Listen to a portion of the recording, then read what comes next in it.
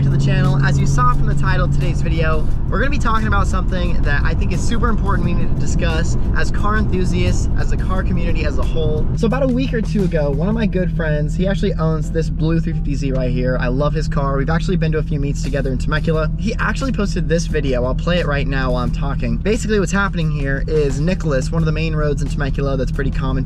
People use this road to get to the freeway basically. The CHP had actually set up a spot on the side of the road to dyno people's cars. At first glance, I saw this and was like, oh gosh. I mean, even he said it in this video. He's super glad he didn't drive his Z today because they probably would have pulled him over, gotten him up on the dyno, and you know, I was assuming they're testing for horsepower or emissions tests and stuff like that, but imagine you're just cruising down the road and CHP pulls you over. They're like, hey, get in line, and you have to wait to get your car dynoed with the cops around. Like, very crazy to be honest with you. And as a car enthusiast, even car enthusiasts that aren't breaking the law, it can be pretty easy to be profiled and stuff. We're going to talk about all the pros and cons and the fairness and the effect on the car community here in a little bit. I did just want to explain, I did a little bit of research as to what this is, and this is not new, unfortunately. If you go on the internet, it's actually the AQMD, which is the Air Quality Management District, and they come through and they set up these little checkpoints to kind of see which cars are not passing the emissions laws, basically. And in my mind, I'm like, oh, they're basically just profiling people's cars and picking the ones that look modified. I don't know how they're deciding to get checked who goes on the dyno and who doesn't, but I'm assuming they're just looking at people's cars, and if it looks like it might be illegally modified or it's not passing emission standards, then obviously you're getting in line to get your car dynoed. So the South Coast Air Quality Management District sets up these checkpoints in hopes to catch people that are breaking the law as far as driving their car illegally smogged, or maybe the cars that aren't smogged at all. And I read an article saying that this has nothing to do with the CHP, but they call the CHP over just to kind of keep things under control. And I've heard instances where you can actually refuse this test if they want you to, you know, go onto the dyno and get your car tested. I don't know how that works. Honestly, if a police officer flags you over to get in line to get your car tested, I feel like not doing it can also be bad as well. I think that's failure to obey or something like that. So I don't know all the legalities of it, but at first glance when I saw this, I just imagined all of my car friends, like the coolest car buddies that are just literally owning their cars to drive them, pure car enthusiasts out there. I could only imagine them getting pulled over and just getting their cars taken from them and stuff like that. And it really is sad, honestly. Like, if you're just cruising, like you're not doing anything wrong, you're just driving. And like I said, I don't know how they pick and choose who's getting tested. They could be doing selective enforcement where they just pick random cars and test them. But I can only imagine if you roll up with your modified car and you just happen to drive by slowly, they probably are going to get you to pull over just to test it, just to check it out, you know. And is it fair? I don't know. We're going to talk about what I think as far as fairness in a little bit here, but I just got to the car wash. Let's pause this conversation. Let's wash the car, because honestly, within the last 4 days of us posting the last video, it's already super dusty and dirty. We're going to jump out real quick, rinse the thing down, and keep discussing this issue we've got.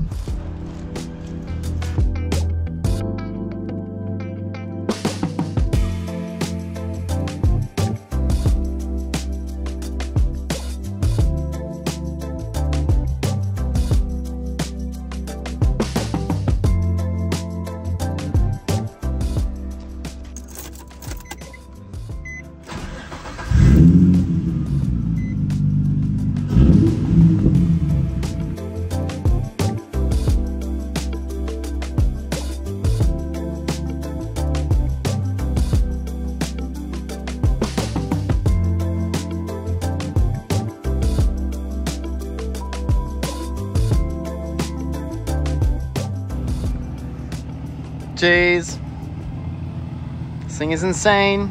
I love this car so much. I don't think I'm ever selling this car, ever.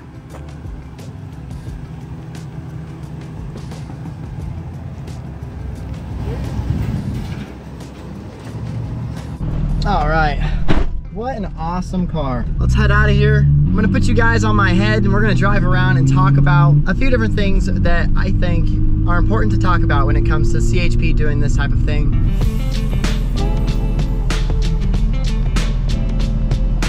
All right, we are back. I think we're gonna head right here. There's a park over this way I wanted to go check out because I haven't been there in forever and I wanted to see if it was still accessible.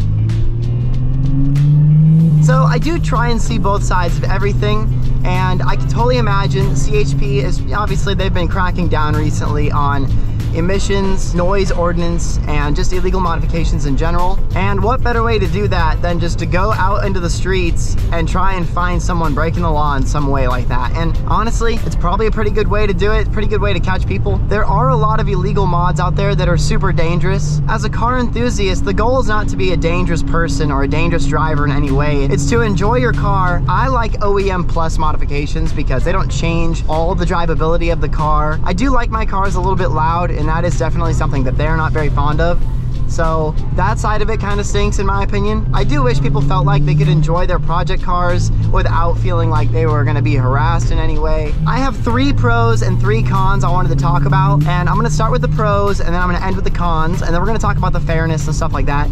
So my first pro to this is there are a lot of cars out there that are kind of dangerously modified, and I'm not saying like high speed, like high powered cars are dangerous, because I mean Ferraris, Lamborghinis, they're obviously meant to be driven like that, but there are cars out there where people don't know how to handle them really. They don't have this proper braking setup, the suspension set up for the power that they're making, and so I can understand how it'd be a little sketchy to have cars like that on the road. But I do believe in any situation, if the driver of the car is responsible, it's really just how the person handles the power pretty much. Second is gonna be, I know it sounds crazy, but the environment matters, believe it or not, you guys. And if we have thousands and thousands of cars on the road not meeting smog compliance, there are tons of environmental concerns with cars just burning exhaust gases into the atmosphere, and that's really bad. So I do appreciate them checking cars one by one, but honestly, like we said earlier, it's like unless they're profiling you or your car is just blowing black smoke out the back,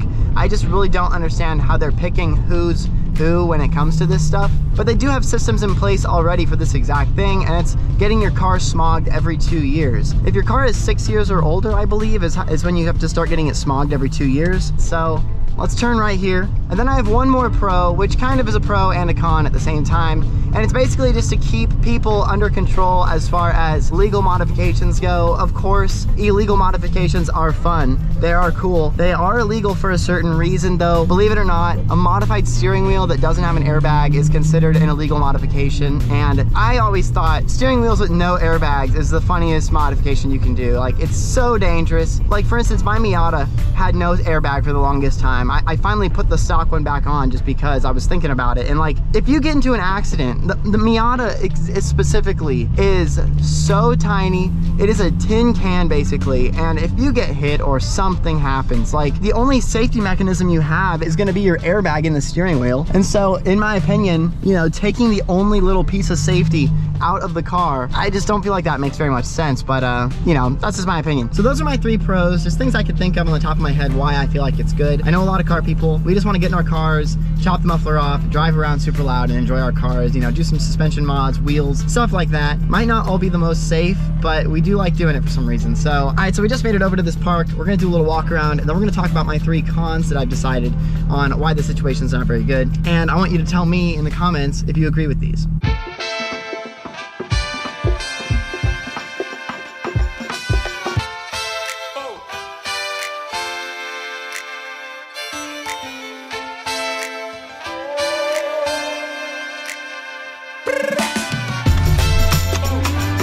Is this carbon?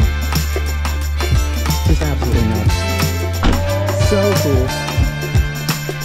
Last time I was at this park, I was actually filming 3 red flags when buying these on easy, and that video did so well. Like, I appreciate you guys watching these videos, honestly. That video got like 150,000 views. I think it's my 2nd most viewed video or my 3rd most viewed video, so just crazy how things happen, you know? But anyways, let's talk about our 3 cons that I've decided at least. This is kind of low on air. Dang. I should probably pump that up later. Okay, so my first con is going to be the inconvenience of possibly non-car enthusiasts or people that are totally not breaking the law whatsoever, getting pulled over, having to waste their day or at least a lot of their time to sit in line, because obviously emissions tests take, you know, at least 15-20 minutes per car. And then also getting these slammed cars on and off that dyno, I really just don't know how well or how quickly that can be done. And also, it's kind of illegal to have your car super low to the ground. Like, if they deem it undrivable, if it can't get up onto their dyno, I'm assuming they're going to deem it undrivable, which is terrible because then you get like state refed and you need to get your, you know, you can't drive it unless you get the suspension fixed and all that. It's just a super huge headache. So like I was saying, the inconvenience of non-car people or people that aren't breaking the law whatsoever having to sit and obviously, you know, get tested, stuff like that. People have busy lives, you know. Any time wasted throughout the day is going to be terrible. So my second con to the entire thing is going to be harsh penalties and like fees and stuff for minor modifications, things that personally probably wouldn't get you in trouble, but when you're there under the spotlight in front of the police and, you know, the AQMD, it's like obviously they're going to be testing for everything and looking for everything. So I do feel like unnecessary penalties, but if they're getting you for illegal mods, then it's kind of hard to say because they're illegal, you know. It's just like, it's one of the things when you have a project car, you accept that things like this could happen, and so it's a little unfortunate, but you know, when you get pulled over like that, you are under the radar a lot higher right then and there. So that's just my second con. I feel like it's kind of stinks. But and my third and largest con, probably the one that really stinks the most, is the fear for potentially new car enthusiasts and existing car enthusiasts from driving their project cars or even modifying them any further. This has huge impacts to not only us as drivers and people that love cars, but the automotive industry in general. Project cars and people that are in this car community, they spend so much money on mods. There are so many aftermarket car companies out there, and to think of the number of car companies that would go out of business if people stopped modifying their cars just because out of sheer fear of driving them alone is really sad if you think about it. So that is probably the biggest con in my opinion. I do not want the car community to die. This is my favorite thing in the world to do. Driving these cars is basically these days, you know, besides my girlfriend, is the only thing that brings me happiness nowadays. And also the car friends that I've met and just the whole community in general is so amazing. And so to see it dwindling because of fear and stuff like that, for honestly not even really intense modifications, kind of like dumb reasons too, like suspension for instance. If you get pulled over and get state ref for your suspension, I feel like that's just a huge headache that would really make someone contemplate selling their car, because it's expensive, you know, to get coilovers and all that. They're like $1,000 minimum for a good set. So it's just unfortunate when stuff like that happens, but it does. But that's my third con. Let's get back into the car. Let's continue to drive around. Is it fair to do all this to us? Is it?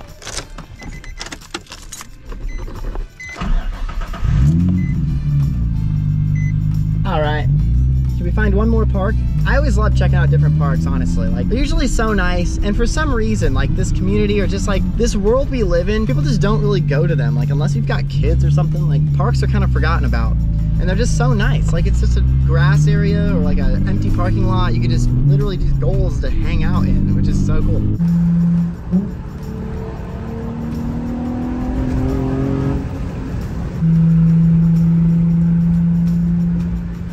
One of the last things I want to talk about is going to be the fairness of this entire process. Do you think it's fair to target car enthusiasts in this manner? I feel like if you do an illegal modification, and this is not me giving you permission to go illegally modify your car, but if you do an illegal modification and it doesn't affect anyone else around you and it still obeys emission laws, like my car for instance, this car passes smog and everything, and I got state refed in December for Christmas for the exhaust, and like he didn't take a decibel reading or anything. He just said any modified exhaust is going to be illegal, and that's not true. You can have a modified exhaust system as long as it falls under a certain decibel reading. And at the time, I'm not gonna lie, I didn't know that. I didn't know that it had to be under a certain decibel reading. He just told me that all modified exhausts were illegal, and I had to believe him at that moment. You know, you just want to comply, obviously. So that was really unfortunate. It was like $225, and that was just to pay it. Like, I never put the exhaust back on, and honestly, people are saying that if I get it caught with the exhaust again, instead of $225, it's gonna be double, like $450. Like, I paid it, so it's not on my record, but they know I never fixed my exhaust, and so the next time it happens, if it happens again, it's gonna be double the amount. Getting a muffler installed back on this thing, like, I don't know how to weld. I don't have a welder. I'd have to weld the muffler back on here. It was gonna cost me $400 or $500, honestly, and I just figured it would be cheaper to just pay it. So hopefully it doesn't happen again. Like, my fingers are crossed and my toes, everything is crossed. And honestly, I was probably gonna put another modified exhaust on there. So I really wish you would have tested it with the decibel reader, because I mean, the muffler delete on a 350Z is called the gentleman's exhaust for a reason. Like, it's not loud at all. All right, my GoPro overheated, but we're gonna turn into a park right here. I've never been to this one. It seems pretty nice, actually. Ooh, we got a nice roundabout. You gotta go on the roundabout. Look at no one over here. It's beautiful. Dog park, empty parking lot. Just absolutely nuts that this is the society we live in. Parks are just abandoned.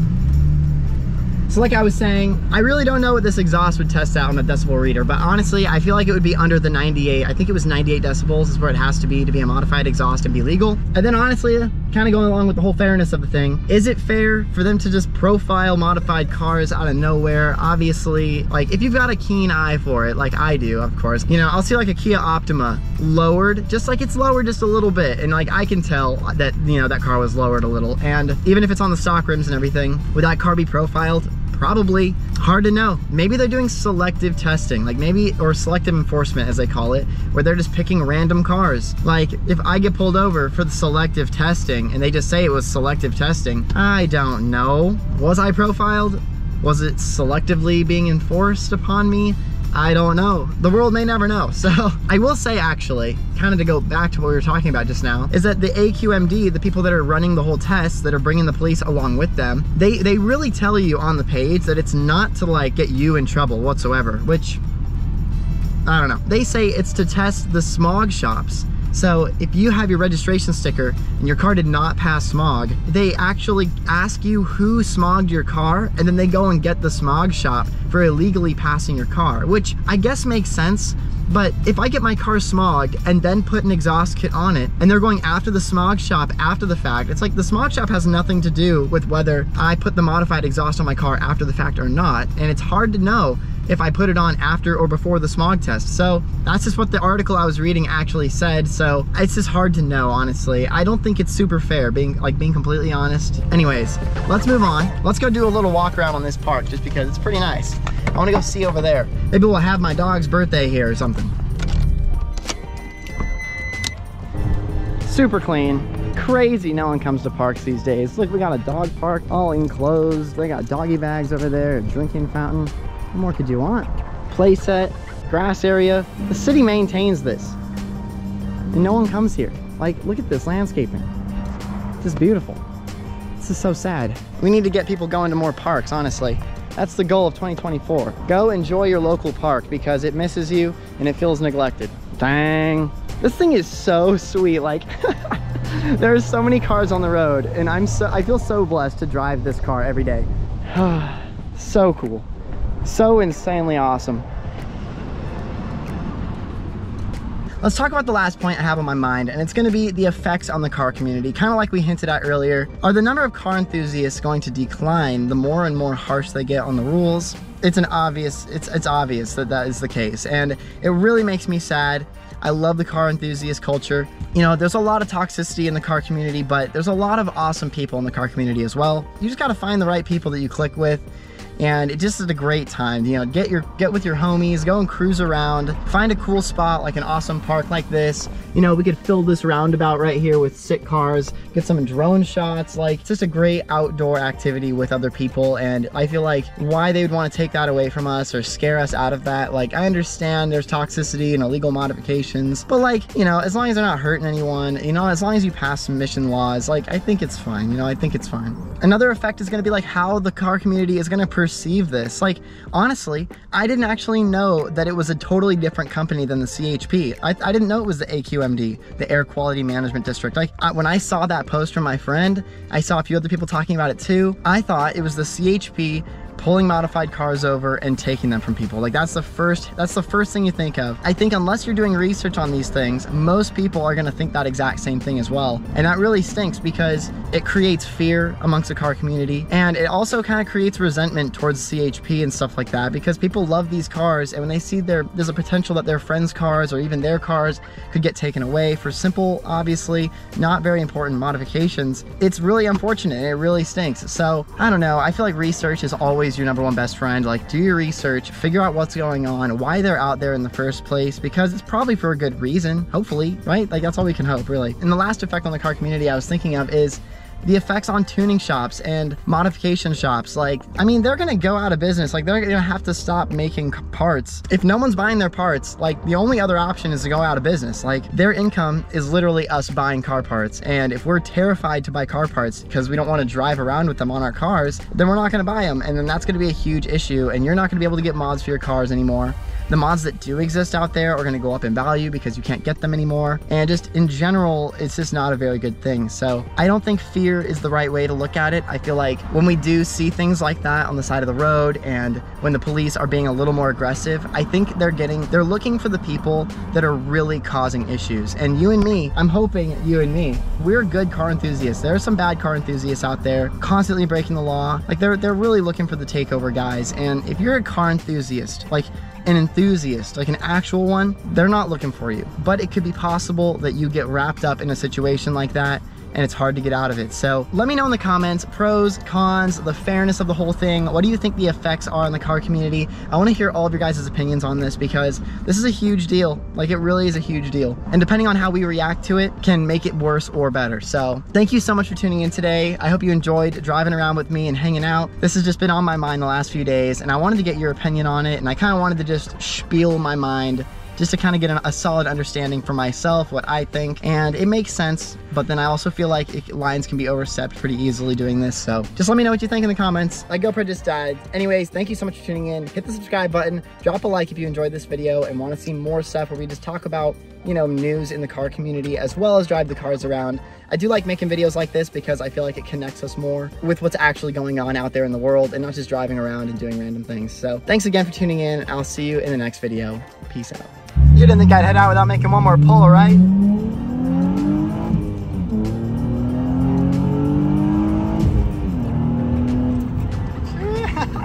Catch up to the traffic pretty quick doing that.